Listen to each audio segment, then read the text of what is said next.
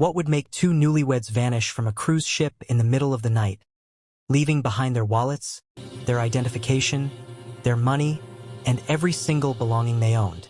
Charles and Evelyn Morrison were last seen leaving dinner at 9:28 p.m. on August 15, 1995.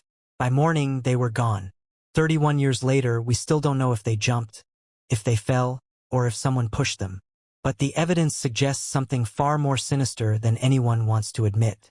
If you're ready to dive deep into one of the most baffling disappearances in cruise ship history, do me a favor right now. Smash that like button, drop a comment telling me where you're watching from, and hit that subscribe button for Cold Crime Case. We're about to uncover a mystery that law enforcement tried to bury beneath the waves. The air smelled of diesel fuel, sunscreen, and ocean salt. Among the crowd of vacationers hauling suitcases and straw hats were Charles and Evelyn Morrison, both 31 years old, newlyweds from Knoxville, Tennessee. They had married exactly 5 days earlier in a riverside chapel ceremony attended by 70 guests. And this cruise was a gift from Charles's older sister, a travel agent who had insisted they deserved something unforgettable. Little did anyone know just how unforgettable this voyage would become, but for all the wrong reasons.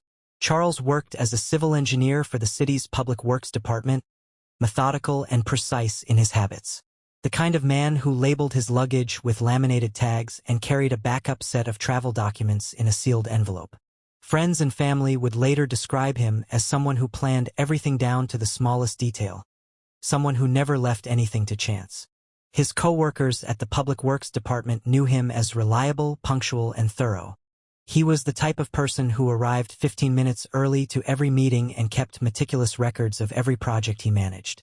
His supervisor, Thomas Henley, would later tell investigators that Charles had never missed a day of work in the 3 years he'd been employed there, and that he'd been looking forward to this honeymoon for months, counting down the days on a calendar he kept on his desk.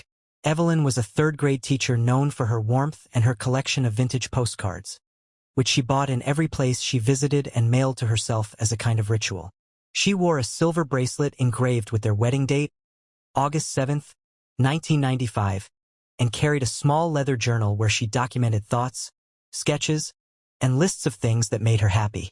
Her students at Greenwood Elementary School adored her.